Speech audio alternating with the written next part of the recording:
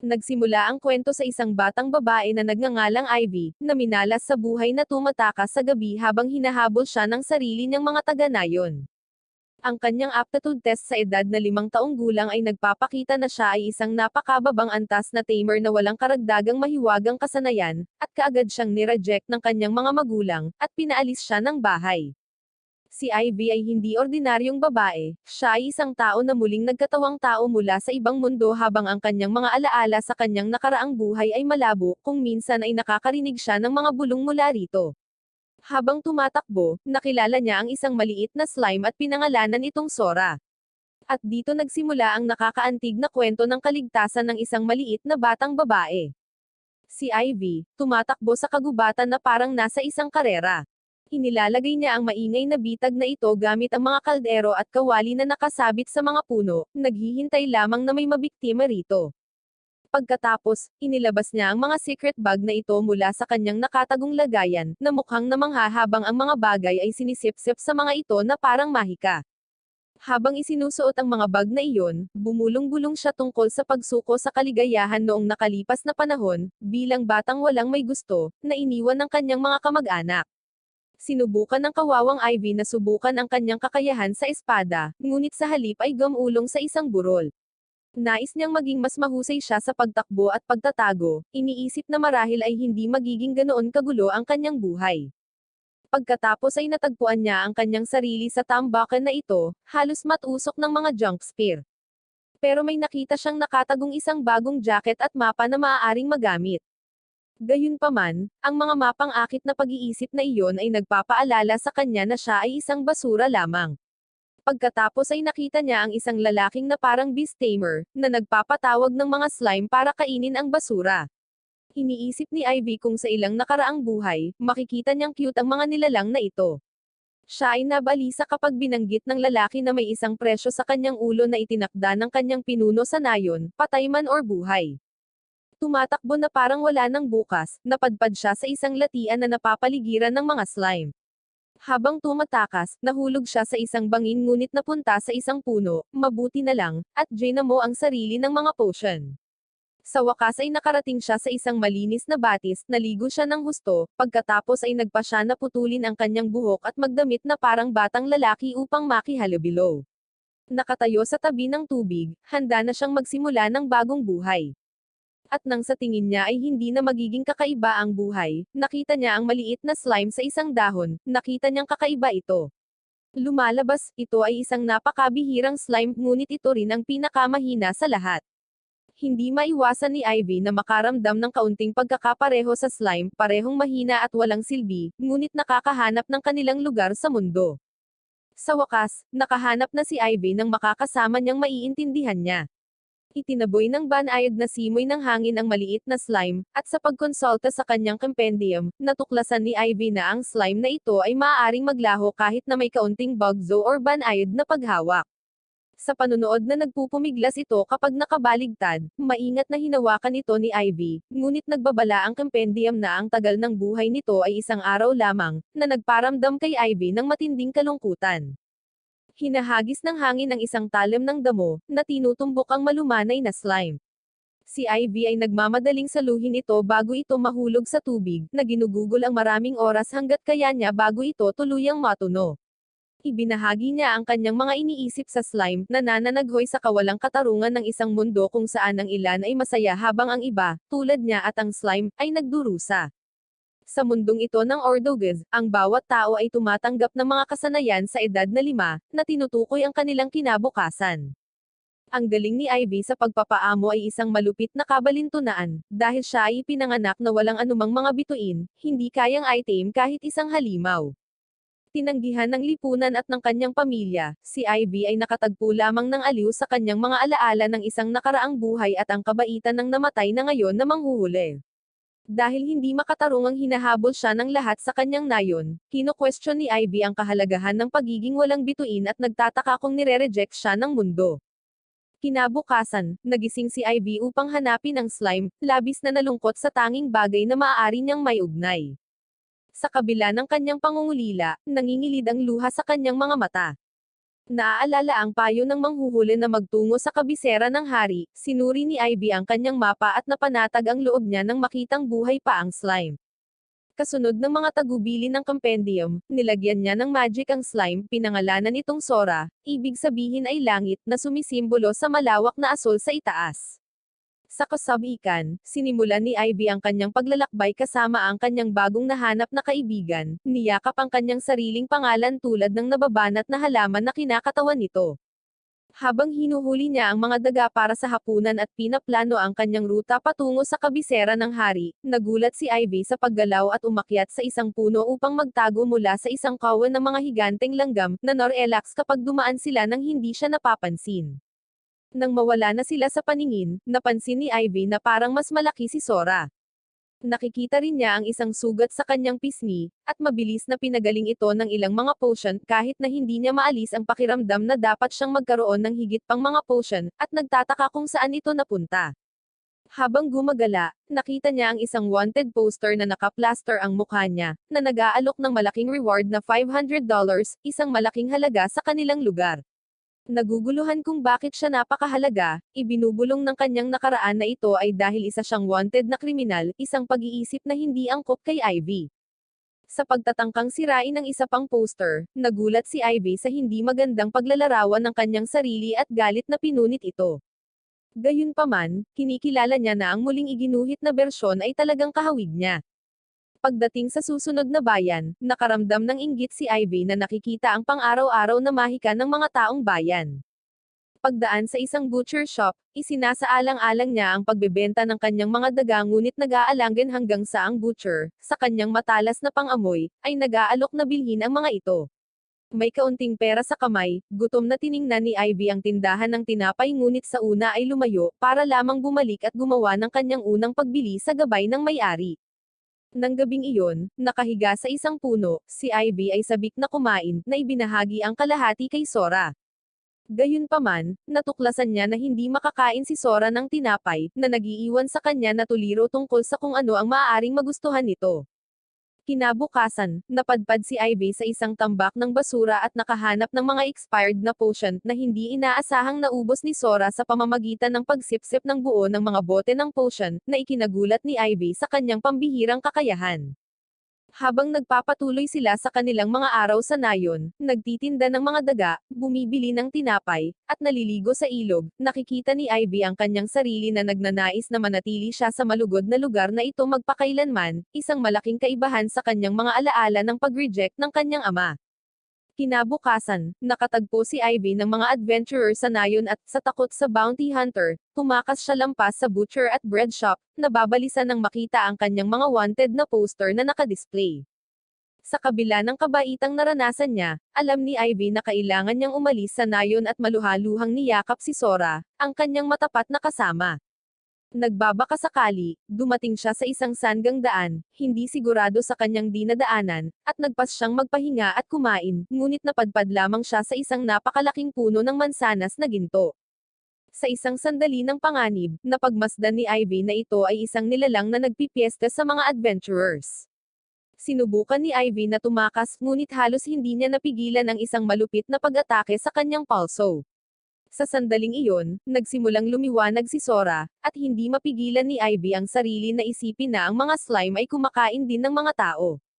Samantala, sa ibang bahagi ng mundo, isang lalaki ang nagmamadaling umakyat upang batiin ang kanyang asawa at bagong silang na anak na babae, si Femeseo, na napapaligiran ng pagmamahal at tawanan. Sa paglipas ng mga taon, lumaki si Femeseo bilang isang nagmamalasakit at matulungin na batang babae, na itinatangi ng kanyang pamilya. Habang sila ay nagsasalo-salo sa pagkain na pinahusay ng nakapapawing pagod na salamangka ng kanyang kapatid na babae, ang pamilya ay nag-e-enjoy sa kanilang oras na magkasama, nagtatrabaho sa iba't ibang mga proyekto at nagsasaya sa kanilang mga pagpapala. Gayunpaman, sa kabaligtaran, mayroong isang pahiwatig ng pag-aalala tungkol sa mga inaasahan na inilagay kay Femeseo at sa kanyang kapatid na babae tungkol sa kasal, isang paalala ng mga komplikado ng dinamakan ng pamilya at mga pamantayan ng lipunan. Sabik na inaasahan ni Priscilla ang pagkakaroon ng magandang damit ngunit sa tingin ng kanyang ama ay napaaga ito. Ang ina, gayunpaman, alam kung gaano kabilis lumipas ang oras pagkatapos ng lahat, at si Femasea ay halos 5 taong gulang na nangangahulugang na ang mga regalo sa kaarawan at higit sa lahat, ang kanyang kakayahan, ay nasa abot tanaw. Tiniyak ng kanyang ama na sa isang kasanayan, ang isang tao ay palaging makakahanap ng isang lugar sa mundo, ngunit kung anong kasanayan at kung gaano karaming mga bituin ang nananatiling misteryo hanggang sa ipagkaloob ito ng Diyos. Ang mga kasanayan at ang kanilang mga star rating ay tumutukoy sa mga prospect ng trabaho ng isang tao, kasama ang nakatatandang kapatid ni Femasea, na ipinagmamalaki ang isang 3-star na kasanayan, na lubos na hinahangad kumpara sa isang maliit na bituin ni Femasea, isang katotohanang hindi niya hinayaang kalimutan. Nang tanungin kung anong kasanayan ang gusto niya, buong tapang na ipinahayag ni Femasea ang kanyang ambisyon na maging isang tamer, na labis na ikinatuwa ng kanyang kapatid at pinaalala ng kanyang ama na ang mga kasanayan ay mga banal na regalo para sa pamumuhay sa mundo, hindi para sa pakikipagkaibigan sa mga halimaw. Isang katukang nagpahinto sa kanilang talakayan, si Mistress Luba, ang manghuhulit na dumating upang mag-alay ng mga panalangin habang papalapit si Femasea sa oras para sa kanyang pagkakaloob ng kasanayan. Naalala ng manghuhula ang maagang linguistic na kahusayan ni Femasea, na nagdulot ng pag-aalala sa kanyang ina, lalo na nang magsimulang magsalita si Femasea tungkol sa magic at reincarnation. Pinayuhan ni Luba si Femasea na panatilihing sikreto ang kanyang mga alaala sa nakaraan, kahit na mula sa kanyang ina. Sa kasalukuyan, tinitiyak ni Luba sa pamilya na makakatanggap si Femasea ng napakagandang kasanayan, kahit na hindi may hayag ng kanyang 1-star foresight ang mga detalye nito. Tinutuya ng kapatid ni Femasea ang husay ni Luba, na nakakuha ng pagsaway mula sa kanilang ama, na kinikilala ang kahalagahan ng mga hula ni Luba para sa agrikultura ng nayon. Sa ika-5 kaarawan ni Femasea, sinasamahan siya ng kanyang mga magulang habang isinasagawa ng pari sa nayon ang ritual upang makatanggap ng mga pagpapala mula sa mga Diyos. Nang hinawakan ng sagradong tubig, si Femasea ay pinagkalooban ng tamang skills na ikinatuwa niya at ng kanyang mga magulang. Gayunpaman, ang kanilang kagalakan ay napalitan ng kakilakilabot habang ang tubig ay nagkaroon ng isang senyales na ang kakayahan ni Femasea sa tamang ay walang bituin. Ang kanyang mga magulang ay mahigpit na nagprotesta, ngunit iginiit ng pari na ito ay isang banal na utos na nag-iiwan sa kanila na nanginginig. Habang nakikipagbuno sila sa paghahayag, narinig ni Femasea ang isang bulong mula sa kanyang nakaraang buhay, na inihahalin tulad ang kanyang sitwasyon sa isang imposibleng mahirap na video game. Sa bahay, ang pamilya ay ganap na nalulumbay at malungkot. Hinampans ng ama ang mesa, na walang tigil sa pag-inom. Ang ina ay nagsasabi sa kanya na siya ay umiinom ng sobra. Ngunit hindi niya ito pinapansin, iniisip kung paano nangyari ang lahat ng ito. Parehong siya at ang kanyang asawa ay may mga bituin. May mga bituin ang kanilang panganay na anak na lalaki at babae, kaya bakit si Femasea lamang ang wala? Sinubukan ni Femasea na magtanong sa kanya ng isang bagay, ngunit sumigaw siya pabalik sa kanya, na sinasabi sa kanya na huwag magsalita dahil ang mga walang bituin ay inabandona ng mga Diyos. Talagang tinanong niya kung paano na ipanganak ang isang walang bituin sa kanyang pamilya, na ikinabalise ni Femasea na hindi makapaniwala, na ang lalaking nasa harapan niya ay wala ng pagmamahal ng isang ama na nakilala niya noon. Sinabi sa kanya ni Femasea na sumusobra na siya habang mabilis siyang bumangon. Mabilis na hinablot ng ama ang kahoy na kabayong ibinigay niya kay Femasea, at inihampas ito sa lupa. Sumisigaw kung ano ang silbi ng pagiging tamer kung wala siyang mga bituin. Iniisip niya kung anak ba talaga niya si Femasea. At sa mga masasakit na salita na ito, napaiyak si Femasea sa lupa. Sinubukan ni Femasea na i-comfort ang kanyang ina, ngunit hinawakan siya ni Feten. Sumisigaw na huwag hawakan ang kanyang ina. Sinubukan ni Femasea na humingi ng tulong sa kanyang nakatatandang kapatid, ngunit binigyan lamang siya ni Femasea ng masamang tingin. Sa pagsigaw ni Femasea na sinasaktan siya ng kanyang kapatid, nagmamakaawa sa kanya na huminto. Inihagis niya siya sa lupa, at sinigawan siyang lumabas. Tumingin si Femasea pabalik sa kanya, ganap na nabibigla sa lahat ng nangyari. Ngunit pagkatapos ay tumakbo siya palabas ng pinto. Pagkatapos ay naglalakad si Femasea sa nayon, tulad ng isang walang buhay na zombie. Ang lahat ng mga taga-nayon ay nagsasalita tungkol sa walang bituin na bata na iniwan ng Diyos. Ang pinuno ng nayon ay nagbabantang idineklara ang hitsura ng isang walang bituin bilang isang matinding tanda ng paparating na sakuna, na hinihimok ang mga taga-nayon na maghanda at gamitin ang kanilang mga kakayahan para sa kapakanan ng nayon. Samantala, si Femasea, na nahaharap sa puot mula sa kanyang mga kalaro na bumabato sa kanya, ay tumakas sa magdamag upang makatagpo lamang ng higit na puot mula sa ibang mga taga-nayon, na iniwan siyang sugatan at desperado. Habang naglalakad siya, na nakakarinig ng mga bulong ng kanyang nakaraan, nakita niya ang kanyang sarili na naliligaw sa ulan, gutom, at nagiginaw, sinusubukang gumamit ng mahika sa unang pagkakataon bago mahimatay. Sa paggising, inalagaan siya ng manghuhuli na si Luba, na nagpahayag na si Femasea ay may mas kaunting mahiwagang enerhiya kaysa sa karamihan, na naglalagay sa kanya sa panganib kung maubos. Niregalo sa kanya ni Luba ang isang magic bag at nagbibigay ng karunungan tungkol sa kanyang kapalaran sa paglalakbay, pag-aaral, at paghahanap ng mga tunay na kaibigan na tatanggap sa kanya anuman ang kanyang kawalan ng bituin. Sa kabila ng kabaitan na natatanggap niya, nahaharap si Femasea ng higit pang pag-uusig mula sa mga taga-nayon, na nakikita siyang tagapagdala ng kapahamakan, na humahantong sa isang napakasakit na paghabol sa kanyang buhay. Sa isang sandali ng kawalan ng pag-asa, si Femasea ay nagbitiw sa kanyang kapalaran hanggang sa magising siya ni Sora, ang kanyang kasamang slime, na hindi lamang nagpapagaling sa kanyang mga sugat ngunit nagsimulang makipag-usap sa kanya. Nabuhayan ng loob ng presensya ni Sora, nakahanap si Femasea ng comfort at pagpapasya sa kanilang pagsasama, nagpas siyang magpatuloy sa pamumuhay sa kabila ng kanyang hindi gustong katayuan. Sa pagsisimula nila sa kanilang paglalakbay, si Ivy na dating kilala bilang Femasea ay nagmumuni-muni sa kanilang mga karanasan, nagpapasalamat sa bagong sigla ni Sora at sa kanilang lumalagong katatagan. Sa gitna ng pagkuha para sa mga supply at pag-navigate sa mga hamon ng kanilang mundo, natututo si Ivy ng higit patungkol sa mga kagustuhan at kakayahan ni Sora, nag-eeksperimento sa mga potion at natuklasan ang kanilang potensyal. Sa tabi ni Sora, hinarap ni Ivy ang hindi malamang na hinaharap ng may determinasyon at pag-asa, handang yakapin ang anumang mga pakikipagsapalaran sa hinaharap. Si Ivy ay sobrang masaya, dahil naisip niya na palagi siyang naglalakbay ng mag-isa, palaging namumuhay ng mag-isa, ngunit ngayon kasama na niya palagi si Sora. Siya ay nasa sabik na makakita ng ilang mga berry, at bumubulusok sa masarap na lasa. Sinusubukan niyang mag-alok ng ilan kay Sora, ngunit ang slime ay hindi gusto ang pagkain.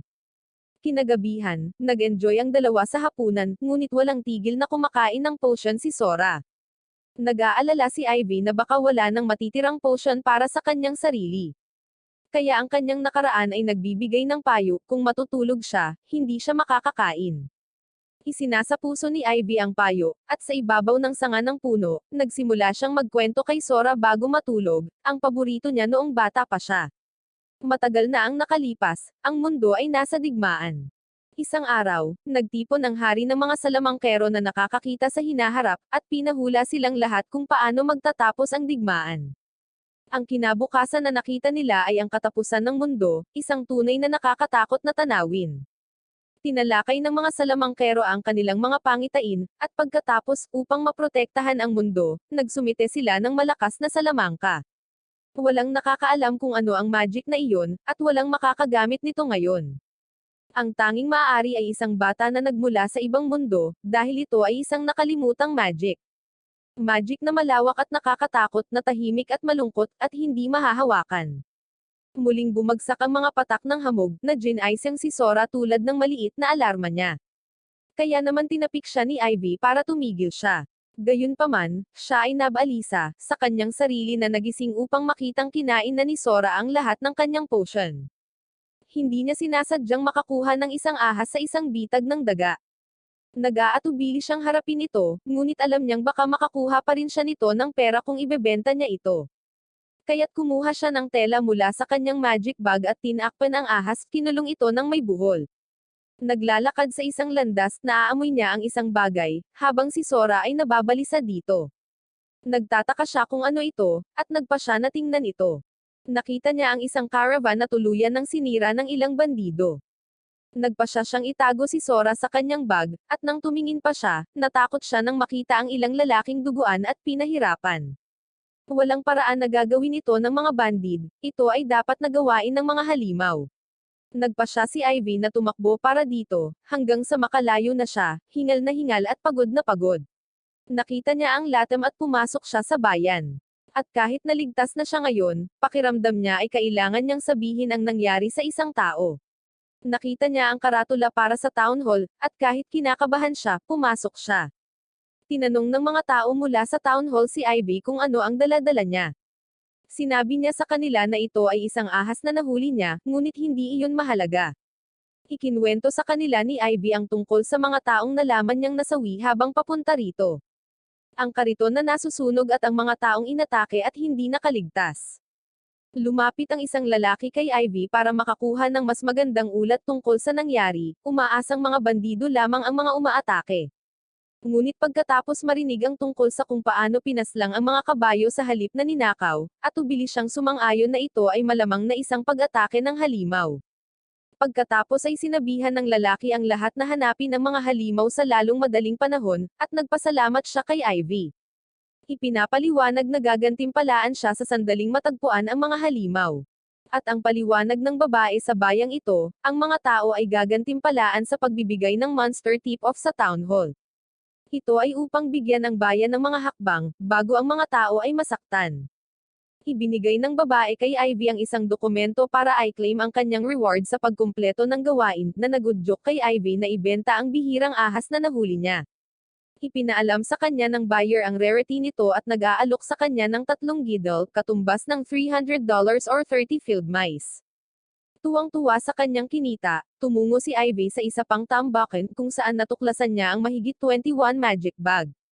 Sa simula ay nabigla, inayos niya ang mga ito batay sa kanilang kapasidad sa pagdadala at bumalik sa bayan upang bumili ng higit pang mga potion.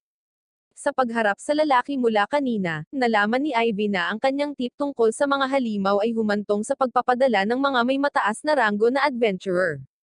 Inutusan siyang kolektahin ang kanyang reward sa town hall kung saan siya ay tumatanggap ng 5 gidel at 2 ladle na may kabuuang 280 field mice na halaga ng pera. Kontento sa kanyang kinikita, ginugugol ni Ivy ang gabi sa pagre-relax at pagpapakain ng mga berries kay Sora bago magpahinga sa gabi. Kinaumagahan, nakita ni Ivy na sira ang isa sa kanyang mga bitag na nakakahuli ng daga na nag-aalala tungkol sa kanyang mga kita sa hinaharap. Gayunpaman, naaalala niya ang tip na reward na natanggap niya para sa pag-uulat ng pag-atake ng goblin, at nag-aalangan siyang gamitin ito maliban kung talagang kinakailangan. Kasunod ng pangunguna ni Sora, naramdaman ni Ivy ang amoy ng dugo at natuklasan ng isang nasugatan na hayop na kilala bilang isang adadara. Sa kabila ng bangis nito, inaalo ni Ivy ang nilalang, na nangangakong mananatili sa tabi nito. Dahil sa kanilang pakikipag-ugnayan, pinagaling ni Sora ang adadara, na ginawa itong isang magiliw na higanti. Pinangalanan siya ni Ivy na Silk, ibig sabihin ay langit, at ipinakilala siya kay Sora. Habang magkasama silang naglalakbay, itinago ni Ivy si Sora sa kanyang magic bag ngunit napagtanto niyang hindi kasya si Silk. Gayunpaman, ipinakita ni Sil ang kanyang katalinuhan sa pamamagitan ng pagtatago sa mga palumpong, na tinitiyak ang kanilang kaligtasan. Dumating siya sa gate ng susunod na bayan, at nakita ang matangkad na gwardya na nagngangalang Ogato, na tila medyo nakakatakot. Maging ang dumaan na manlalakbay ay tila nagpatakot din kay Ivy, maging si Sora ay nagulat din sa hindi malaman na dahilan. Sinubukan ng manlalakbay na pumasok sa bayan, ngunit pinigilan siya ng bantay. Tinatanong ang lalaki kung anong negosyo niya sa Latom Village. Sinabi sa kanya ng manlalakbay na binibisita niya ang isang kaibigan. Gayunpaman, nang tanungin ng gwardya kung ano ang pangalan ng kaibigan, ang lalaki ay kinakabahan na sumagot ng Zoliet, ngunit sinabi ng gwardya na walang tao sa nayon na may ganoong pangalan. Inusisa ng gwardya ang manlalakbay, na natuklasan ng ipinagbabawal na timplang alak sa kanyang magic bag at agad siyang ipinakulong sa tulong ng kanyang kapwa gwardya, si Very Vera. Si Ivy, na napagtanto ang tunay na kalikasan ng manlalakbay, ay nagtataka kung naramdaman ito ni Sora ng una, na natanggap ang kanyang pagkumpirma bilang tugon. Sa kabila ng pakiramdam na natatakot sa pulang gwardya, naisip ni Ivy na sumuko sa pagdaan sa Latom Village ngunit nagpa siya ito laban dito, sa takot na ang pagtakas ay magdudulot lamang ng hinala. Habang sinusubukang maglakad ni Ivy sa nayon, hinarang siya ng gwardya, na nagtanong sa kanya tungkol sa kanyang mga magulang. Nakaramdam ng takot sa kanyang kahangahangang kilos, napansin ni Ivy ang isang mantis sa kanyang balikat na naging dahilan upang pansamantalang mataranta ang gwardya bago nagpasalamat sa kanya nang mawala na ito. Sinubukan ni Ivy na umalis ngunit napatigil muli habang patuloy ang pagtatanong ng guard. Binanggit ni Ivy na siya ay mula sa nayon ng Latomi, na ikinagulat ng gwardya sa layo ng kanyang nilakbay. Tiniyak niya sa kanya ang kaligtasan sa Latomi, at nagmumungkahi na maging isang adventurer para sa kabuhayan. Habang binabagtas ni Ivy ang mataong nayon, isinasaalang-alang niya ang estado ng kanyang sariling nayon at naghahanap ng mga pagkakataong magbenta ng mga field mice at wild game sa butcher. Binabalaan siya ng butcher tungkol sa mga panganib ng pangangaso ng mag-isa, binanggit ang posibilidad na makatagpo ng mga halimaw na non-Oshi. Pagkatapos ay tumungo si Ivy sa clearing ng mga adventurer upang mag-set up ng resting space, ngunit nagulat siya sa presensya ng supervisor guard na nagngangalang Roy Gord, na nagpapayo sa kanya sa pagkuha ng permit para sa pag-access sa lugar. Pagkatapos ay nag-set up si Ivy ng resting tarp, at bumagsak sa kaaya-ayang pakiramdam na lupa. Nakatingin sa harap niya ang malalaking tent, napagtanto na mayroong mid-level adventurers doon. Habang nasa kanyang lugar, ang maliliit na tent ay nagpapahiwatig ng mga baguhang adventurer. Nang makita niya ang mga tent, gusto niyang magkaroon ng isa, dahil kailangan niyang mag-alala tungkol sa lagay ng panahon. At syempre, mapapalabas niya si Sora sa bag. Bumalik si Ivy sa bayan para mamili ng tent, at nakahanap ng second-hand tent shop. Siya ay tumalikod mula sa pagbabasa ng karatula sa tindahan, at natakot na makita ang bantay ng bayan na nagtanong sa kanya kung naghahanap siya ng isang tent. Ngunit siya din ay medyo nagulat, at pinagalitan siya ng isa pang gwardya na si Very Vera, na sinasabing huwag takutin ang mga bata. Sa pagsasabi ni Ivy sa kanila na wala siyang tent, ang gwardya ay nagtataka kung siya ay pinalaya sa kanyang nayon ng walang dala. Pagkatapos ay sinabi ni Very Vera na ang mga paghihirap sa Latomi ay dapat na totoo. Ang gwardya na may pulang buhok ay nagpaalam kay Ivy na dadalhin niya siya sa ibang tindahan, at sinimulan siyang hilahin sa direksyong iyon. Gayunpaman, sinaway ni Very Vera si Ogato dahil sa kanyang pagkamagaspang, kung isasaalang-alang ang kanyang mas malaking sukat, at nagsisimula siyang mag-sorry. Pinatunayan ni Very Vera na ang kanyang kaibigan ay maaaring mapurol, ngunit siya ay tunay na isang mabuting tao. Kaya naman, pumunta sila sa ibang tindahan ng tent. Nang malaman na si Ivy ay mula sa nayon ng Latomi, ang may-ari ng tindahan ay nagpahayag ng pakikiramay sa kanya. Susunod, nagtanong siya tungkol sa halaga ng isang tent. Ipinaalam niya sa kanila na mayroon siyang 2 adult na katumbas ng 200 field mice. At nagulat ang lahat nang malaman na ang batang ito ay may malaking halaga ng pera. Sa nakaraang nayon, nagbigay si Ivy ng napakagandang tip sa mga residente at tumanggap ng pera bilang kapalit, isang pabuya na ibinigay bilang pagpapahalaga. At tumatanggap siya ng papuri mula sa lahat para sa kanyang maswerteng pagtuklas. Ipinakita ng may-ari ng tindahan ang bagong modelo ng tent na ito, na magaan at matibay. Matapos markahan ang kanyang tent ng kanji para kay Sora, nakatanggap si Ivy ng bagong modelo ng isang magic bag mula sa may-ari ng tindahan, na nagpapataas ng seguridad ng kanyang mga gamit. Habang nagpaalam si Ivy sa mga gwardya at itinatayo ang kanyang bagong tent, naiisip niya ang kabaitan na naranasan niya sa kanyang paglalakbay at natutuwa sa kanyang bagong tuklas na pakiramdam ng tahanan. Gayunpaman, ang kanyang pagkatuwa ay naantala ng isang grupo ng mga adventurer, na nag-aakuse sa kanya ng pagnanakaw at sinusubukang i-bully siya. Lumalaki ang sitwasyon hanggang sa makialam ang clearing guard, na kinukumpirma ang pagmamay-ari ni Ivy ang tent at pinigil ang mga adventurer. Nagpapasalamat sa tulong ng bantay, si Ivy ay nakatanggap ng isang kumikinang na potion bilang paghingi ng tawad at nagpalipad ng gabi ng mapayapa kasama si Sora. Kinabukasan, nang lumabas si Ivy sa kanyang tent at nagkomento sa napakagandang araw na iyon, ipinaalam niya kay Sora na sila ay mangangaso.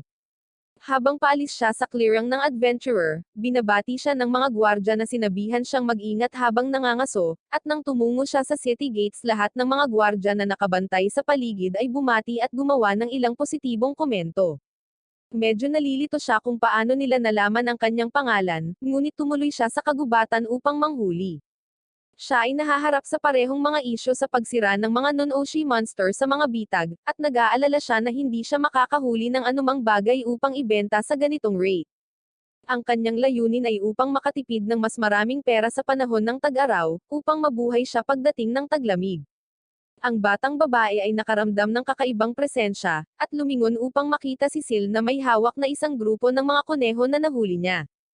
Ang malaking pusa sa harap niya ay nagpahiwatig na kunin ito ni Ivy, at niyakap ang nilalang na nagpapasalamat sa tulong na may siyam sa kabuuang nahuli, at napansin niyang lahat sila ay pinananatiling buo habang hinahabol ang mga ito.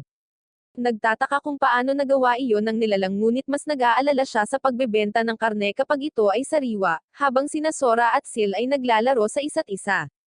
Banibihisan niya ang mga kuneho habang ang dalawang nilalang ay natutulog ng mahimbing, sa oras na siya ay matapos gin-icing ni Ivy ang slime at ipaalam ito na dapat silang bumalik kung ibebenta nila ang karne habang sariwa pa ito. Pagkatapos ng mas malapit na pagsisiyasat sa kanyang nakaraan ay iniisip na si Sil ay isang adadara, at inamin ni Ivy na kamukha nga nito ang nakalarawan sa libro. Nagulat ang dalaga na hindi ito kasing bangis gaya ng inilarawan sa libro. Ang malaking pusa ay yumakap sa kanya habang pinasasalamatan niya ito muli para sa mga kuneho. Nawala si Sil sa mga palumpong na nag-udyok sa dalawa na bumalik din. Sinabihan ni Ivy ang slime na medyo lumakas na siya, pero ang pagiging clumsy nito ay hindi nawawala kapag nadapa sa isang sanga.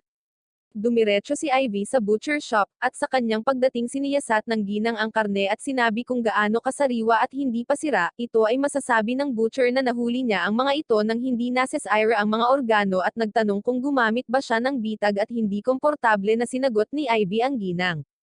Nagulat siya dahil bumababa ang lasa ng karne habang nagpupumiglas ang mga nilalang sa mga bitag, ngunit hindi niya nakikita ang mga palatandaan nito sa karne. Ang babaeng tindera ay nakikitang nag-aatubili si Ivy na ibigay ang buong detalye kaya ipinapalagay niya na ito ang kanyang trade secret, at itigil ang kanyang linya ng pagtatanong.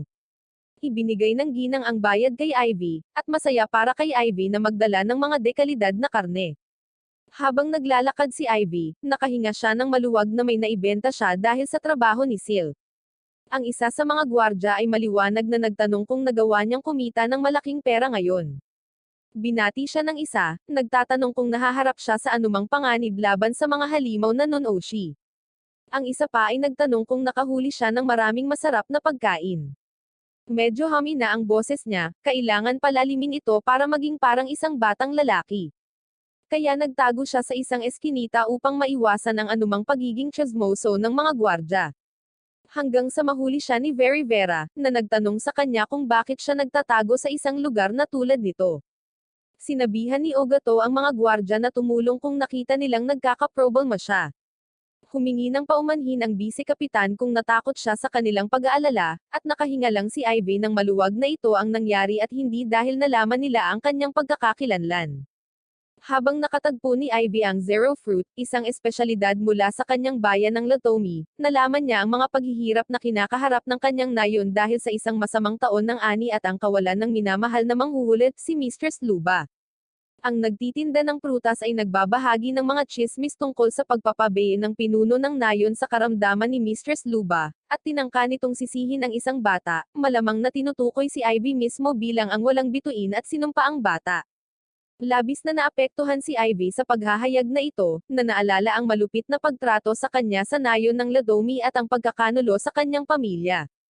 Habang nakaupo kasama si Sora sa kanyang tent, iniisip ni Ivy ang tungkol sa kaguluhan sa nayon ng Ladomi at ang mga nakababahalang alaala na ibinabalik nito.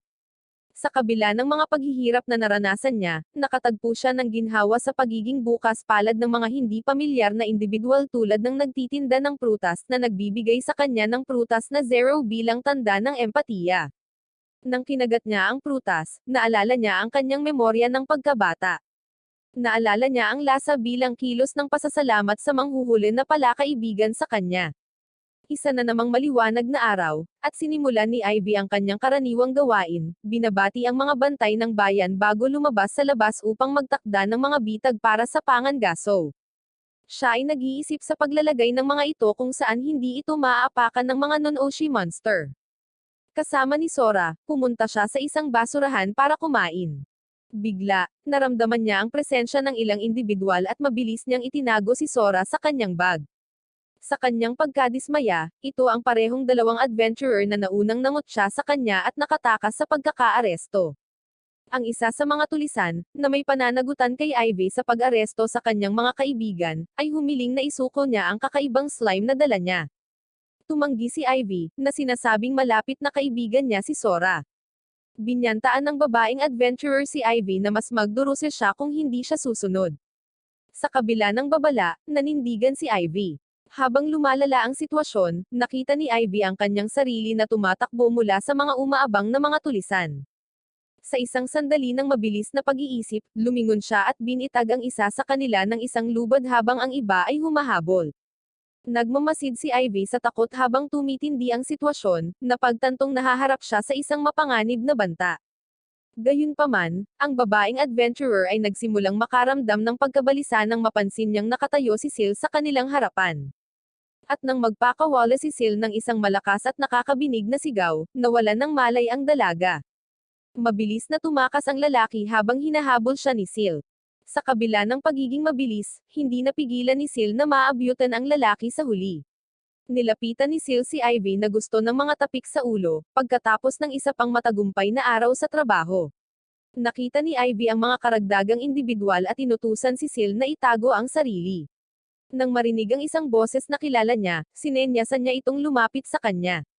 Si Kapitan Ogato at Very Vera ang nagbi-verify sa kaligtasan ni Ivy para matiyak na hindi siya nasaktan. Sa kanilang pagpapatrolya, naabutan nila ang ingay ng dagandong ng isang halimaw at mga sigaw ng tao, na nagtulak sa kanila na sumugod sa pinangyarihan. Sumenya si Ivy sa dalawang wanted na salarin kahapon, na nagdudulot ng pagkamangha kina Ogato at Very Vera. Ang pakikipag-ugnayan ni Ivy kay Ogato ay nagbubunyag ng mga kriminal na gawa ng mga nahuling adventurer, na nahaharap sa mga kaso para sa pagpaslang at iba pang mga pagkakasala. Bilang parusa, nahatulan na sila ng pang-aalipin. Tumatanggap si Ivy ng malaking reward para sa kanyang tungkulin sa paghuli sa kanila, na itinaas ang kanyang net worth sa 5,000 field mice. Kasunod ng payo ni Ogato, nagbukas siya ng bank account sa Trade Guild para masecure ang kanyang bagong yaman. Sa kabila ng maliwanag na pagkayamot ni Very Vera, ang tatlo ay nasisiyahan sa pagkain ng Nonoshi skewers ng magkasama, kasama si Ogato na magiliw na nililiber si Ivy sa lokal na delicacy na ito. Sa gitna ng kanilang kainan, si Ivy ay nakikipagbuno sa mga pakiramdam ng kakulangan hinggil sa kanyang antas ng kasanayan bilang isang tamer, lalo na kung ikukumpara sa iba. Gayunpaman, nag-aalok sina Ogato at Very Vera ng mga salita ng pampatibay loob na nagbibigay diin na ang halaga ng isang tao ay hindi lamang natutukoy sa pamamagitan ng kasanayan. Pinuri nila si Ivy para sa kanyang karakter at mga nagawa na hinihimok siyang yakapin ang kanyang halaga. Pagkaalis niya, naging tense ang sitwasyon nang tingnan nila ang listahan ng mga pangalan ng Lomi Village. Walang bata na nagngangalang Ivy, ang pinakamalapit ay ang isang tinatawag na Femiseo, isang batang babae na tumakbong mag-isa. Kaya nalungkot si Ogato na sinabi niya na wala ba talagang tiwala si Ivy sa kanya na siya ay kailangang magsinungaling, ngunit sinabi ni Very Vera na may kakilakilabot na nangyari kaya hindi siya nagtitiwala kahit kanino, pero alam ni Ogato na balang araw ay tiyak na sasabihin sa kanya ni Ivy ang lahat. Nagsisimula ang araw ni Ivy kay Sora na may bagong nahanap na enerhiya, na iniiwan si Ivy na namamangha sa kanyang pagtaas ng bilis. Pagsapit ng gabi, nasisiyahan si Ivy sa mga rabbit skewer sa tabi ng apoy, nagpapasalamat sa tulong ni Sil sa paghuli sa kanila. Gayunpaman, nababalisa si Ivy nang maramdaman niya ang isang misteryosong presensya na nanonood sa kanya mula sa mga anino. Nang maglaon, habang sinusuri ni Ivy ang kanyang mga bitag, nakatagpo siya ng itim na fog na nagtutulak sa kanya upang tumakas, na nahaharap lamang sa isang tulad ng tao na figure na bumubuo ng fog.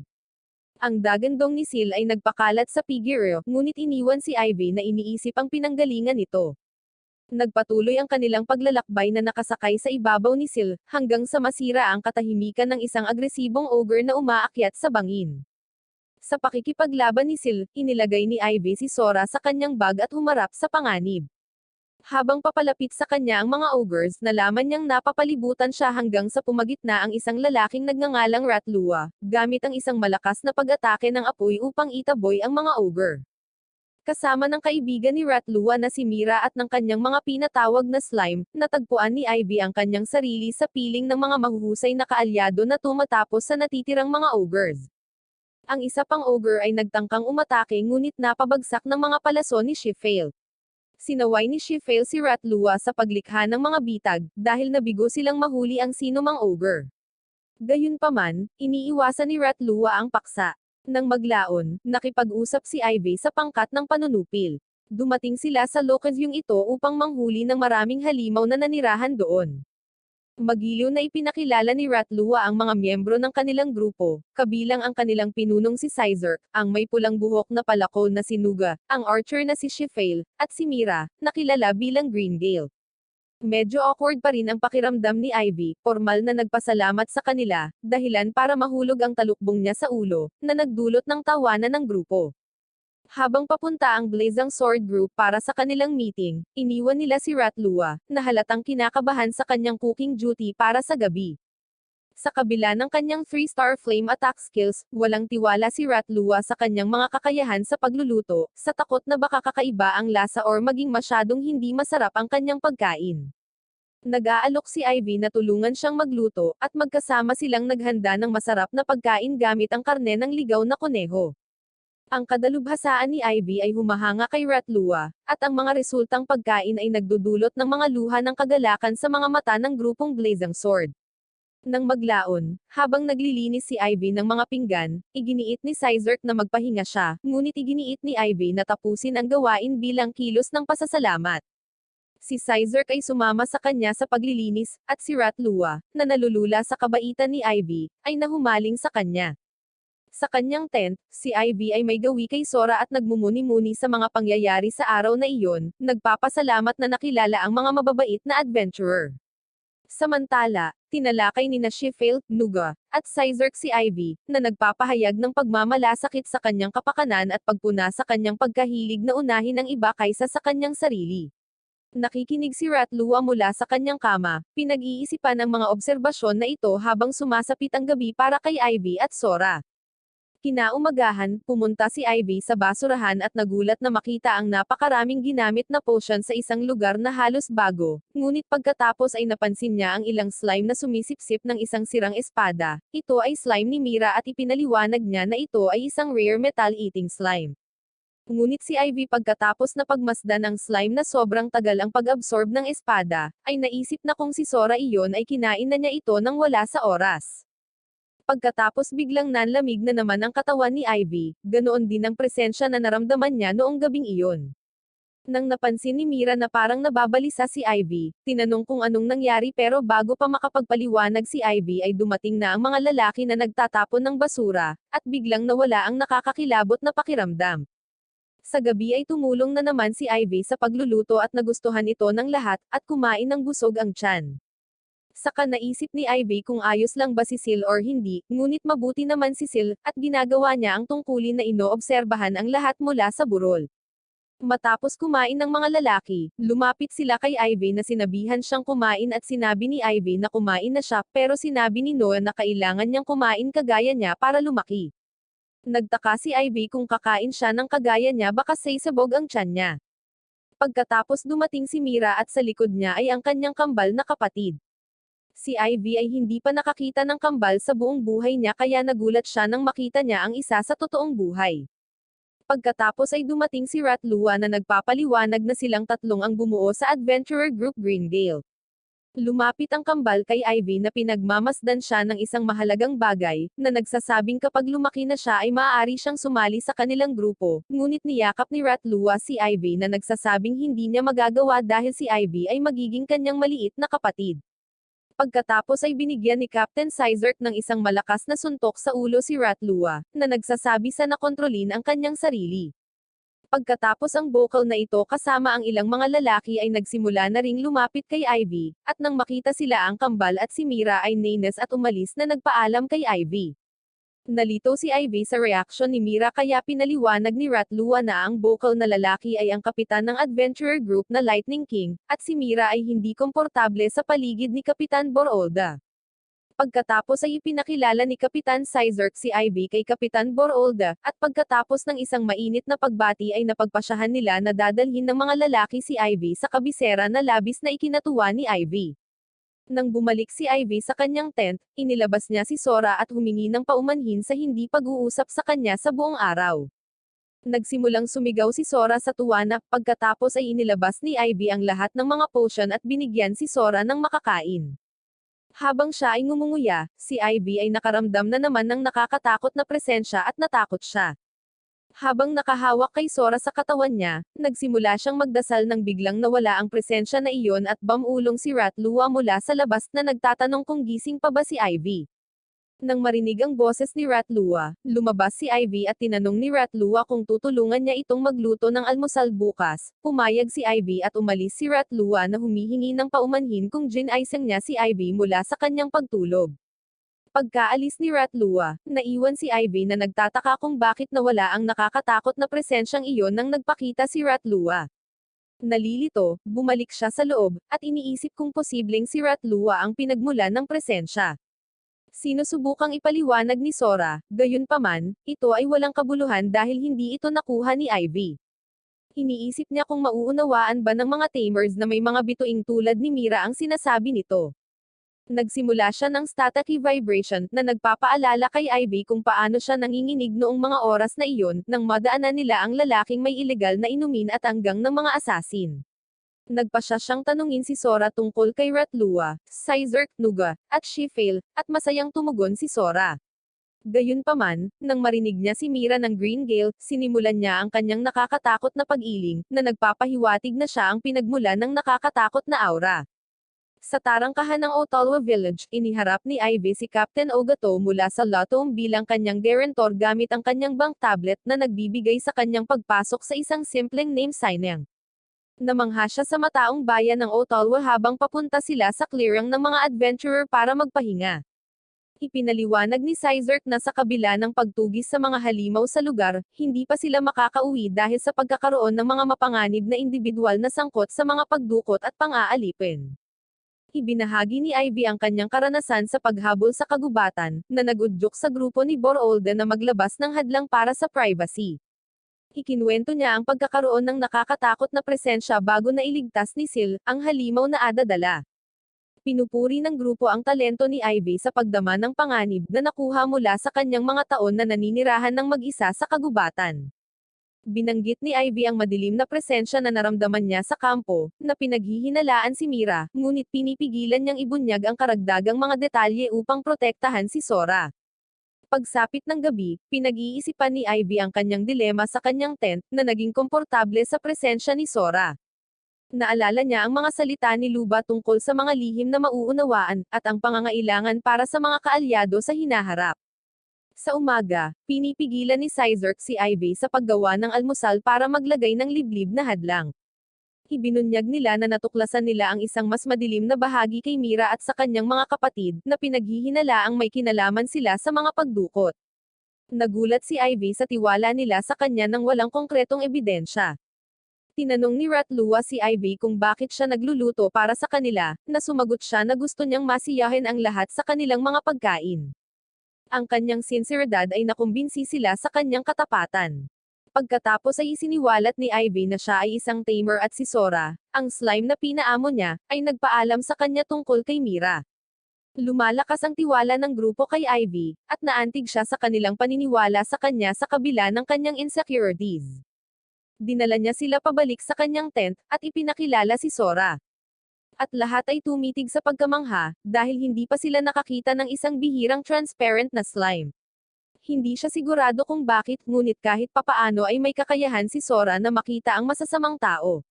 At kaagad, naunawaan ni Borolda at Sizerk kung bakit kailangang ilihim ni Ivy si Sora. Dahil ang rarity ng slime ay maaaring magdala ng mga humahabol sa kanila. Kaya lahat ng tao sa grupo ay nangangako na ilihim siya. Si Rickbert, isa sa mga ginoo, ay nagsimulang dahan-daang haplasin ang kaibig-ibig na nilalang na slime. Pinili ni Rickbert na suriin ang kakayahan ni Sora sa pagdetect ng malevolence. Ang lalaking may blonde na buhok pagkatapos ay nagtangka, na nagsasabi na ang kanyang pangalan ay Malric. Ang pag-alam sa kanyang tunay na pangalan ay Lokrik ay natural na nagpagulat kay Sora. Ang lalaking walang buhok sa ulo sa itaas niya ay, sa katunayan, si Malric, na maingat na uminom ng lahat ng inumin ni Shifale kahapon ng gabi. Habang kumakain sa ilalim ng takip, nagkomento si Sizerk na hindi niya akalain na magmumuli ang mga traidor sa Green Gale Group. Pagkatapos ay sinabi ni Borolda na ito ay lohikal, dahil hindi pa sila nakatuklas ng anumang mga pahiwatig sa grupo ng pagdukot. Ang mga kalaban ay itinatago ang kanilang mga sarili sa malinaw na pagtingin sa buong panahon. Ang pagkaalam ngayon na sina Mira, Torto, at Maruma ang mga taksil ay magpapasimple sa gawain ng pag-aalis sa kanila, at tapusin ang mga natitirang masasamang tao. Sa malungkot na tono, sumang-ayon si Ivy bago nagtanong si Ratlua kung mahirap bang isipin ni Ivy na masamang tao si Mira. Itinuturing din ni Rick Burt na mabuting kaibigan niya si Maruma. Ito ang dahilan kung bakit nais niyang tapusin siya ng personal. Ipinagpatuloy ni Borolda ang paglalarawan kung paano nagsimula ang mga pagdukot mga isang dekada na ang nakalipas. Naniniwala ang mga tao na ang mga bata ay nawawala dahil sa pagiging biktima ng mga nilalang. Gayunpaman, 7 taon na ang nakalilipas, ang koponan ni Borolda at Sizerk ay natisod sa presensya ng lihim na grupo matapos nilang mag-alok ng proteksyon sa ilan sa mga biktima na nagawang makatakas. Pagkatapos ay dumating si Ivy sa konklusyon na dapat ay may karagdagang mga traidor sa loob ng organisasyon, na nag-udyok sa mga naririnig na paghinga mula sa lahat. Kung ang organisasyon ay umiral ng mahabang panahon, dapat mayroong maraming pangkat ng mga taksil.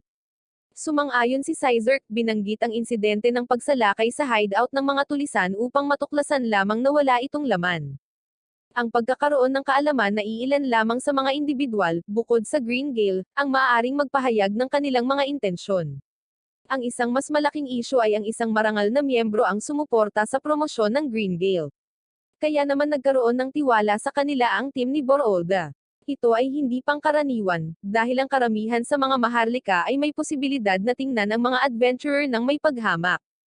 Ano ang dahilan para ay endorso nila ang Green Gale sa iba pang prestihiyosong organisasyon ng adventurer? Nadidismaya ang grupo nang mapagtanto nila kung gaano kaliwanag na kasali ang maharlikang ito. Pumunta sila sa Adventurers Guild para suriin ang Guildmaster, si Rochleaf. Mukhang may positibong reaksyon si Sora sa kanya. Susunod, si Burksby, ang kapitan ng relo, ay gumawa ng kanyang pagpapakilala. Si Sora ay patuloy na nagpapanatili ng isang positibong saloobin. At ang panghuli, si Agrop, ang vice-kapitan, at si Sora ay parehong maayos na tumugon. Ipinahayag ni Rochleaf ang kanyang pagnanais na gamitin ito ng grupo upang ilantad ang mga individual na sangkot sa tulisan na grupo. Sa pamamagitan nito, matutukoy nila ang nagtaksil na nagbunyag ng mga detalye tungkol sa kanilang mga pagtatanong. Iniuutos niya na ang bawat adventurer ay tawagin sa lugar na ito. Ang grupo ay nagpapatuloy sa bahay ng mga ngalakal na ginamit ng grupong kriminal bilang kanilang punong tanggapan. Upang mapanatili ang maraming mga pahiwatig hanggat maaari, ang mga gwardya ay nananatiling naka-duty habang nagpapatuloy sila sa kanilang pagsisiyasat. Inihandog ni Kapitan Burksby si Ivy sa 2 gwardya. Si Zakkas ay ang isa, habang si Malgedula ang pangalawang gwardya na may berdeng buhok. Gayunpaman, tumugon si Sora kay Malgedula. Si Ivy ay commandant kay Borolda, na nagudyok kay Ratlua na lumapit para magkaroon ng pangunahing koneksyon. Malinaw na galit si Burksby sa kanyang nasasakupan. Sa pagpasok, hindi nasisiyahan si Vice Captain Agrop dahil malaki ang tiwala niya sa individual. Gayunpaman, lahat ng mga gwardya ay tinawag din dito, kaya plano nilang alisan ng takip ang bawat kriminal na sangkot sa mga pagdukot. Habang ang araw ay nagiging gabi, ang pagod ay pumapasok sa lahat. Ang pagtuklas na 38 sa 150 na bantay ay mga taksil ay hindi nakalulugod sa lahat. Siguradong nalantad ang lahat ng kanilang mga naunang aksyon.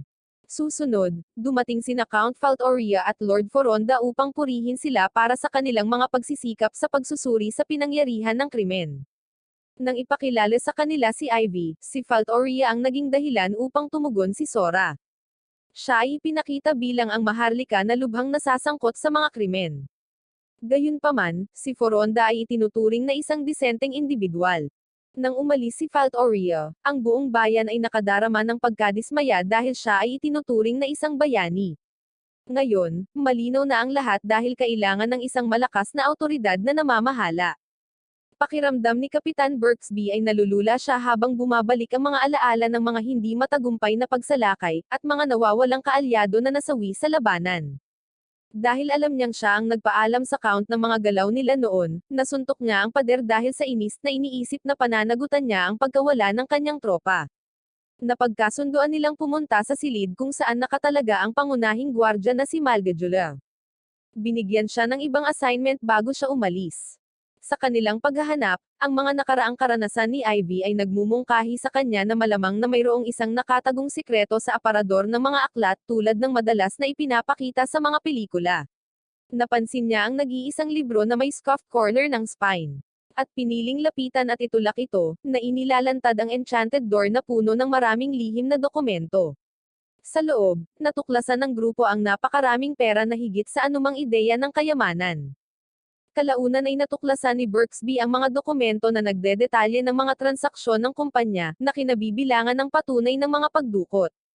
Pagkatapos ay inirerekomenda niyang ibalik ang lahat para isipin ng organisasyon na hindi pa nila natutuklasan ang ebidensya. Nang sumunod na araw, sa labas, pinag-iisipan ng lahat ang tunay na sukat ng buong operasyong ito, at walang sino man ang nakatulog dahil dito. Dahil sa mataas na antas ng panganib na naruroon, si Ivy ay hindi maaaring iwanang walang nag-aalaga sa anumang pagkakataon. Sinamahan ni Ratlua si Ivy habang naglalaba. Pagkatapos ay nagtatanong siya tungkol sa isang bagay na matagal na niyang pinag-iisipan, batang lalaki ba siya? Matapos marinig ito, nagsimulang umiyak si Ivy. Gayunpaman, nagsisisi si Ivy sa panloloko sa kanilang lahat. Gayunpaman, iniisip ni Ratlua na ito ay katanggap-tanggap. Partikular na isinasaalang-alang ang mas mataas na panganib para sa mga batang babae na naglalakbay ng solo. Sinasabi niya na ito ay mas kanais-nais sa ngayon, at siya ay kikilos na parang hindi niya alam. Gayunpaman, ang susunod na eksena ay ang pagpapakita ni Mira mula sa Greendale. Nakikisali siya sa casual na pag-uusap, at nagmumungkahi na isama si Ivy upang tuklasin ang mga kasiyasyang confectionaries ng bayan. Pagkatapos ay nagkusa si Ratlua na sumali, na tinutulan ni Mira sa pamamagitan ng pagsasabi na hindi siya nagbigay ng imbitasyon sa kanya. Bagamat sa una ay tila nag-aalanggan si Mira, sa huli ay pumayag din siya. Lahat sila, sa kabuuan na 5 tao, ay pupunta. Kasama ang kanyang mga kuya na sina Torto at Maruma na palihim na pumasok. Ang tensyon ay tumaas nang matuklasan ni Ivy at ng Blazing Sword Group ang kataksilen sa loob ng Greendale Group. Sa simula ay nalilito sa kanilang tila hindi nakakapinsalang pakikipag-ugnayan, napagtanto ni Ivy at ng iba pa ang lalim ng panlilinlang habang nasasaksihan nila ang tunay na intensyon ni Ratlua, Mira, Torto, at Maruma. Sa kabila ng harapan ng pagkakaibigan, ang mga miyembro ng Greendale ay nagpapatunay na mga kakilakilabot na kalaban. Habang kinakaharap ni Ivy ang pagkakanulo, nagmumungkahi siya ng isang matapang na plano na makakalusot sa kriminal na organisasyon, sa pamamagitan ng paggamit sa kanyang sarili bilang decoy. Sa kabila ng mga alalahanin para sa kanyang kaligtasan, nangako si Ratlua na paprotektahan siya sa anumang paraan. Sa pamamagitan ng isang madiskarteng diskarte, si Ivy at ang grupo ay gumawa ng isang plano upang mangalap ng mahalagang impormasyon, at hulihin ang mga salarin na responsable para sa mga pagdukot at pang-aalipin. Sa Guild ng Adventurer, tinawag ni Guildmaster Rochliff ang lahat ng adventurer, na sinasabi sa kanila na ang guild ay naglalayo ng pagbabantay sa kaligtasan ni Ivy. Ito ay upang ipakita sa lahat sa Ottawa at sa labas nito na ligtas ang bayang ito. At gusto niyang lahat ay isa-isang lumapit at magpakilala. Nang magsisimula na ang unang aksyon, inihahanda ni na Ivy at Sora ang kanilang mga sarili. Ang unang lalaking si Adaricly, na nag-trigger kay Sora at ipinagpatuloy nila ang kanilang trabaho. Lumapit si Sheffield at kanyang kasama para sabihin kay Berksby na mag-organisa ng isang espesyal na unit. Isang halimaw na pugad ang natuklasan sa isang kuwebo sa kagubatan. Naguguluhan si Berksby, dahil akala niya ang mga suppression squad ang humaharap sa kanilang lahat. Ngunit sumingit si Sheffield na nagsasabing may nakatakas at nagtago doon. Gusto nilang tapusin ang halimaw ng sabay-sabay, at humihiling ng malaking bilang ng mga bantay. Pagod na si Ivy sa kanilang ginawa, at si Sora naman ay nasisiyahan. Pinuri ni Mira si Ivy at pinasalamatan ito sa pagkilala sa mahalagang gawain ni Mira. Tiniyak ni Maruma at Torto na ligtas si Ivy, na kinumpirma ni Ratlua na walang susunod sa kanya. Plano nilang kumuha ng mga pagkain, ngunit bahagi talaga ito ng pakanan ni na Ivy at Ratlua. Sa ibang lugar, sabik si Berksby kay Sheffield na magbunyag ng karagdagang impormasyon tungkol sa plano. Gayunpaman, tumanggi si Sheffield dahil hindi sila sigurado kung sino ang maaaring mag-eavesdrop. Hindi niya magawang gumamit ng sound barrier dahil ayaw niyang maghinala ang organisasyon na nagpapalitan sila ng mga sikreto, na magiging maingat sa kanila. Dumating si Gabo Julio matapos malaman mula kay Berksby na nasa ibaba si Vice Captain Agrop na nag-aayos ng isang pangkat ng mga bantay, upang manghuli ng isang halimaw sa isang kagubatan. Pinayuhan ni Nuga si Berksby na muling pag-isipang ipadala ang kanyang buong crew. Dahil nananatiling makabuluhan ang lokasyong ito para sa grupong kriminal. Sa makatuwid, kailangan nilang iwanan ang ilang mga kalalakihan. Kasunod ng pag-alis ni Gabo Julio, ipinakita ni Sheffield ang slipsphere kay Berksby.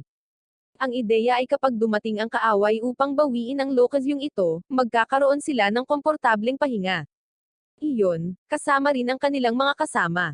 Nang umalis si Sheffield, nag-aalok si Nuga kay Berksby ng isang bagay na karaniwang ginagamit para talunin ang malalakas na nilalang.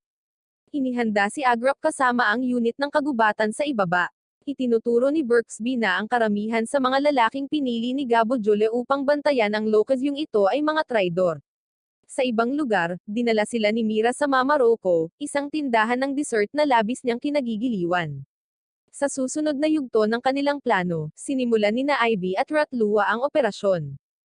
Sa mataong tindahan ng candy, natagpuan ni Ivy ang kanyang sarili na nahuli sa isang web ng panlilinlang at panganib.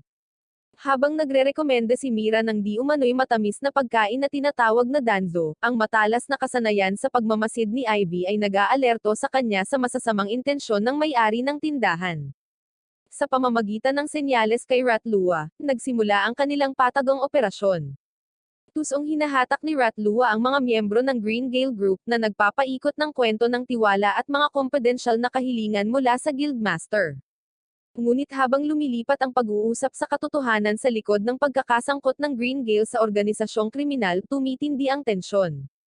Ang pagbubunyag na sina Mira, Torto, at Maruma ay kasabwat sa pagdukot kay Ivy ay nagpapadala ng shockwave sa grupo. Habang kinakaharap ni Ratlua ang traidor na trio, isang matinding labanan ang naganap. Sa mabilis at kalkuladong mga galaw, ipinagtatanggol ni Ratlua ang kanyang sarili laban sa kanilang mga pag-atake, na nagpapakita ng kanyang husay at determinasyon. Ang napapanahong mga babala ni Ivy at ang pagpapatawag ng kanyang mga slime, sina Lastel at Lidl, ay nagpapalit sa kanila ng takbo ng laban. Sa isang matalinong pandaraya, ibinunyag ni Ivy ang bahagi ng kanilang plano kay Flo-Flo, ang may-ari ng tindahan ng mga pagkain, habang ang mga nakamaskara na adventurer ay gumagalaw upang salakayin ang merchant base. Gayunpaman, ang magkabilang panig ay corrupt na nagpapahiwatig ng layunin ng organisasyon na kunin ang mga nakatagong kayamanan. Sa gitna ng kaguluhan, ang slipsphere ay na-trigger, na nagpawala ng kakayahan ng mga kaibigan at mga kaaway. Samantala, sa kagubatan, sina Captain Berksby at Agrop ay naghanda para sa isang pagtambang ng mga taksil. Sa pamamagitan ng mga madiskarteng maniobra at paglalagay ng makapangyarihang mahika, pinipigilan nila ang mga taksil na bantay at mga adventurer, na sinisiguro ang kanilang paghuli. Salamat sa plano ni Ivy, naging maayos ang lahat.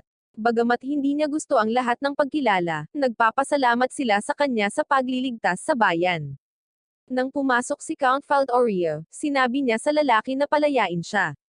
Gayunpaman, ipinaalam sa kanya ni Lord Foronda na hindi siya pakakawalan. Si Foronda ay binigyan ng paunang abiso ng Guildmaster. Matapos suriin ang lahat ng mga dokumentong nakaimbak sa silid-aklatan, nalantad ang mga malisyosong aksyon ni Faldoria. Nagpadala si Foronda ng isang mensahero sa kabisera ng hari, na nagpapahiwatig na si Faldoria ay haharap sa hindi maiiwasang parusa. Ang mga taga-nayon ay pare-parehong hindi nasisiyahan, handa na ilantad at tapusin ang lahat ng mga taksil. Gusto nilang iparamdam ang presensya nila, dahil ang kanilang mga anak ay dinukot, at ang kanilang komunidad ay panang-anib ng mga kriminal na ito. Ipinapangatuwiran ni Sizerk na ito ay negatibo dahil wala na silang utos sa kanilang mga aksyon. Kung magpapatuloy ito, magkakaroon ng riot. Sinisikap ni Berksby na pakalmayin sila. Ipinapalam sa kanila na ang bayan ng Ottawa ay ligtas sa oras na ito. Ang mga taga-nayon ay nananatiling galit na nagpipilit na hulihin ang mga taksil. Gayunpaman, ipinaliwanag ni Berksby sa kanila na dapat niyang tiyakin na ang lahat ng ebidensya ay makolekta bago hayagang ideklara ang mga taksil. Gayunpaman, kung ano ang susunod ay talagang kahanga-hanga para sa kanila. Nang hinimok niya ang mga taga-nayon na iwasang saktan ang sinuman sa mga taksil.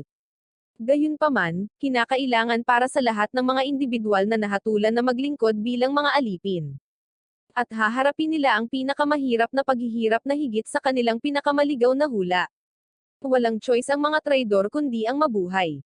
Kailangan nilang magtrabaho para sa ikabubuti ng mundong ito. Kung masasawi sila dito, sa wakas ay titigil na ang kanilang sakit. Matapos pakinggan ang katwiran ni Berksby, sumang-ayon ang mga taga-nayon. Alam ni Ivy kung gaano talaga kahanga-hanga si Berksby, na pinakalma ang mga taga-nayon upang maiwasan silang gumawa ng mga krimen. Isang bulwagan ang natipon na may malaking grupo ng mga tao. Inanunsyo ni Sizerk na nangangalap pa rin sila ng impormasyon sa mga miyembro ng organisasyon na kanilang inaresto. Ngunit kailangan pa rin nila ang tulong ng lahat. Ang sino mang tumangging ibunyag ang kanilang nalalaman tungkol sa organisasyon ay paghihinalaan na nakikipagsabwatan sa kanila. Ipinaliwanag ni Borolda kay Ivy na ang mga taong ito ay nasa paligid ng base ng organisasyon, kaya kailangan nilang imbestigahan. Kailangan nilang makuha ang mga taong nagbabantay sa organisasyon.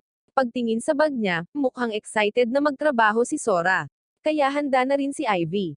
Sa Guildhall ng Ottawa, si Ivy ay nakatanggap ng taos-pusong pasasalamat mula kay Captain Berksby at Agrop para sa kanyang instrumental na papel sa pagbuwag sa masasamang organisasyon na Som-a-lot sa kanilang bayan. Iniharap sa kanya ni Berksby ang isang buod na nagdedetalye ng mga kamakailang kaganapan na nagpapakita ng malawak na network ng katiwalian na kanilang natuklasan. Isang nakakagulat na 58 individual, kabilang ang ilan na may kaugnayan sa Maharlika at maging sa Maharlikang pamilya, ang nasangkot sa mga karumal-dumal na aktibidad ng organisasyon. Ang gantimpala ni Ivy para sa kanyang katapangan ay umaabot sa 15 gold tablets na nag-udyok sa mga kakaibang kalkulasyon tungkol sa halaga ng field mice. Sa labas ng bayan, si Ivy at ang kanyang matapat na kasamang si Sora ay nakikibahagi sa kanilang karaniwang gawain ng pagtatakda ng mga bitag, na tinulungan ng hindi inaasahang tulong ni Sil, isang matulunging pusa. Sa lokal na tindahan ng karne, ang husay ni Ivy sa paghahanda ng karne ay nagbibigay sa kanya ng paghanga at isang malaking bayad mula sa tindero, na sabik na nag-aalok ng kanyang pinakamagagandang paghiwa para sa mga kasiyahan sa gabi.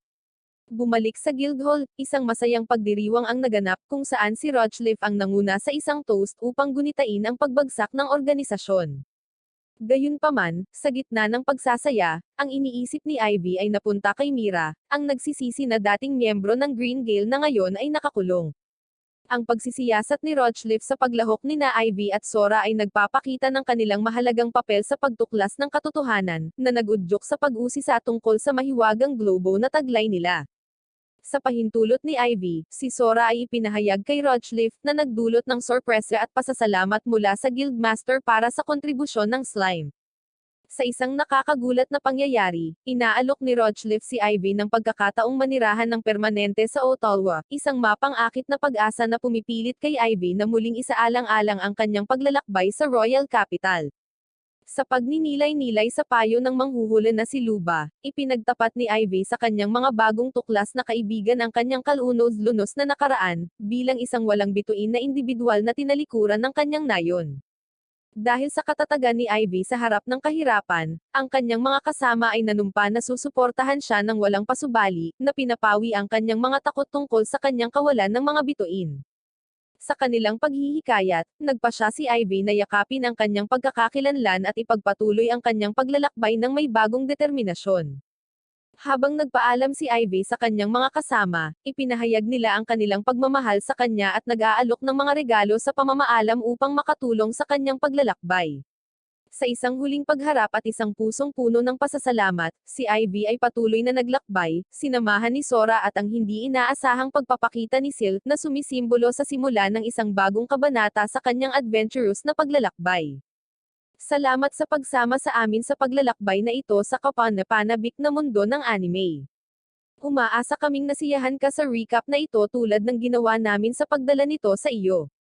Huwag kalimutang i-like, mag-subscribe, at pindutin ang notification bell para manatiling updated sa lahat ng aming pinakabagong recaps. Isa ka mang batikang otaku or bago pa lang sa anime universe, narito kami para panatilihin kang may kaalaman at i-entertain. Hanggang sa susunod, patuloy na mag-explore, patuloy na manood, at naway maging kasing epiko ang iyong mga pakikipagsapalaran tulad ni Ivy.